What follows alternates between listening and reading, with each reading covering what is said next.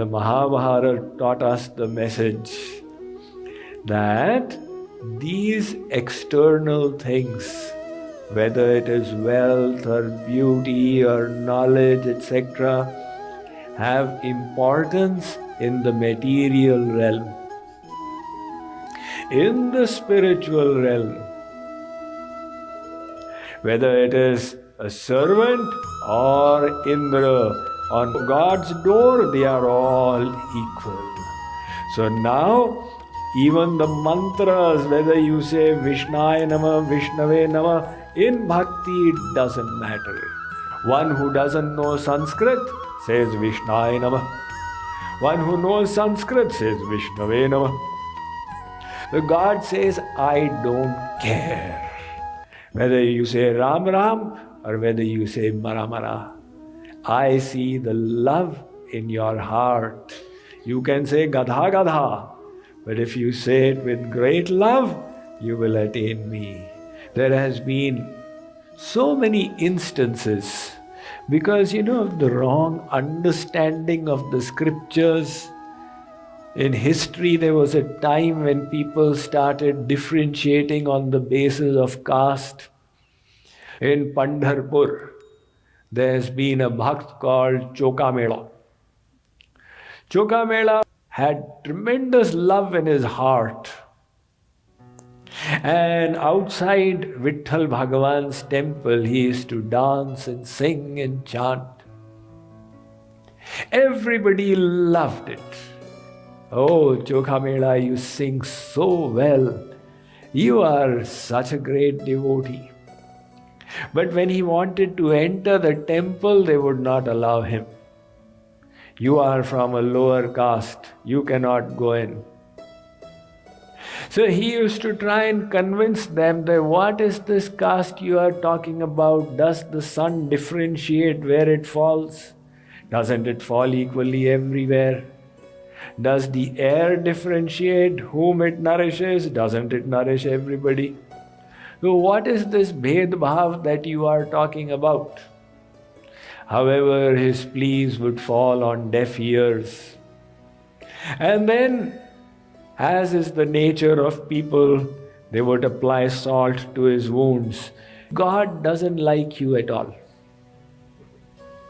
Why? That is why you are not able to have his darshan. That means you don't have his grace upon you.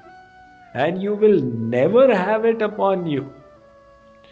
Now when the people of Pandharpur said this to him again and again, Chokamela became extremely disturbed. And at night he was crying, "Oh Lord, am I not your devotee? Don't I have the right also to have your darshan like everybody else? You have said in the Bhagavad Gita, Samoham Sarva Bhuteshu, I am equal to all. Then why is it that I am disqualified?" Chokamela was crying in this manner, and Pandharpur Bhagavan, he accepts anybody's devotion. Bhaktya tushyati kevalam nachugunair bhakti priyo madhava. God's rule is very simple. He says, in bhakti, if there is any distinction, it is on the basis of your bhakti, on the level of your devotion. So, for example, a little gopi gets entry into Maharas and Shankarji is stopped. But I am Mahadev, that's all right. You have to love like the gopis do. So the more your bhakti, the higher your seat. That is the Lord's criteria. Everything else He Himself is giving. The only thing the soul can give is bhakti. Chokamela was full of love, but the people were not understanding. Vitthal Bhagavan manifested in his house. He started speaking to him. And Chokamela said, "Maharaj, you are so kind." Vithalji said, "Come over to my temple." So took him to the temple. Now they were at the altar. He said, "Come in." No, but I am not qualified to go in. Vitthal Bhagavan said, who said you are not qualified? I am telling you are.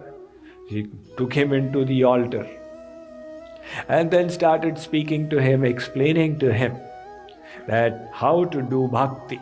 You chant the names and glories of God, detach your mind, lead a simple life.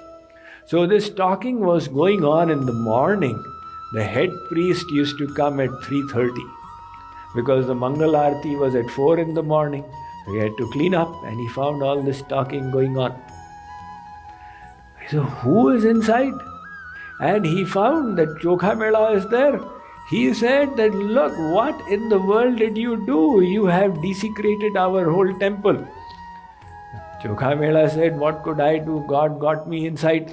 No, don't give us all these excuses. Henceforth, outside the city there is a wall, you have to live on that side of the wall. So they made him live on that side. But the Lord is captured by love. Aham bhakta paradhino. So every evening he used to come and visit him there. Vitthal Bhagavan from the mandir, moment the darshan would close, he would go and visit him there. So once, Chokha Mela's wife, whose name was Saira, she was offering food to the Lord and some yogurt fell on him. Chokha Mela scolded that you have dropped the yogurt on Vitthal Bhagavan. By chance, the head priest was going from there. He said, I have dropped yogurt, what do you say? And he slapped Chokha Mela. When he entered the temple, he found that the cheek of Vitthal Bhagavan was all red and there were tears coming from his eyes. Now he had a realization. He said he was actually a great devotee. He discussed it amongst the Pandits of the temple and they went and apologized and said, please, you can come. Since then, Chokha Mela got entry into the temple, he started coming.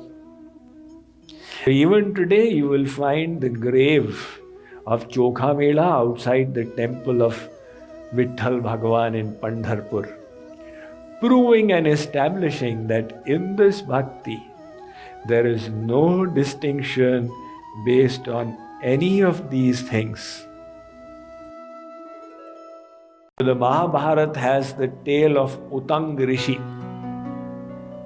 Utang Rishi, he was wandering on his own. He did not even come to know that the Mahabharat has happened. So subsequently, when Shri Krishna was going from Hastinapur to Dwarka, he met Utang Maharaj. So Utang Rishi said, how are your relatives doing, your cousins, the Pandavas and the Kauravas? Shri Krishna said, the Kauravas have died in the battle of Mahabharat. Utang Rishi said, what?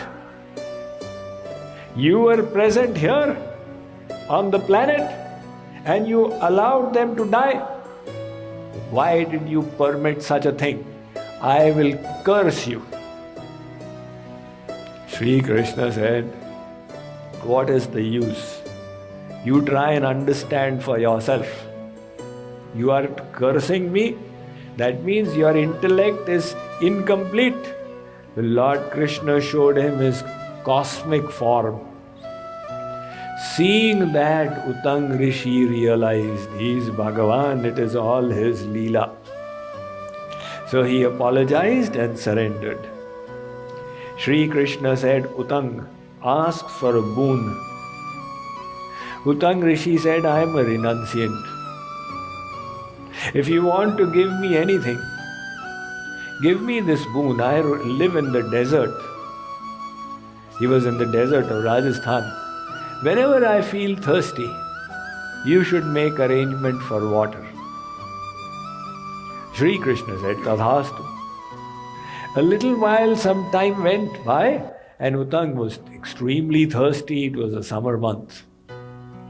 So when his tongue was all parched and throat was dry, he prayed, Oh Shri Krishna, please arrange for water. And one came with 4 dogs. He had a bag and he said, "Here, take some water." This person said, "Oh, how can I take his water?" And he went off. So later on, Shri Krishna came. He said, "Shri Krishna, you had promised when I feel thirsty, you'll arrange for water. Why did you not fulfill your word?" Shri Krishna said, "I did fulfill. I sent Devaraj Indra in the form of that, and I instructed him, you give amrit or nectar to this sage." Devaraj Indra said, "How will I give this nectar to ordinary mortal? I will go in the form of a mortal. Let us see whether he has got spiritual wisdom or not." And you failed in the test. Seeing the external body, etc., you refused. Utang Rishi realized his mistake, and the Mahabharat taught us the message that these external things, whether it is wealth or beauty or knowledge, etc., have importance in the material realm.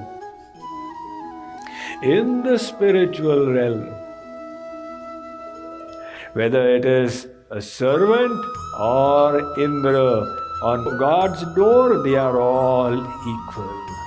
So now, even the mantras, whether you say Vishnaya Namah, Vishnave Namah, in Bhakti it doesn't matter. One who doesn't know Sanskrit says Vishnaya Namah. One who knows Sanskrit says Vishnave Namah. The God says, "I don't care whether you say Ram Ram or whether you say Mara Mara. I see the love in your heart. You can say Gadha Gadha, but if you say it with great love, you will attain me."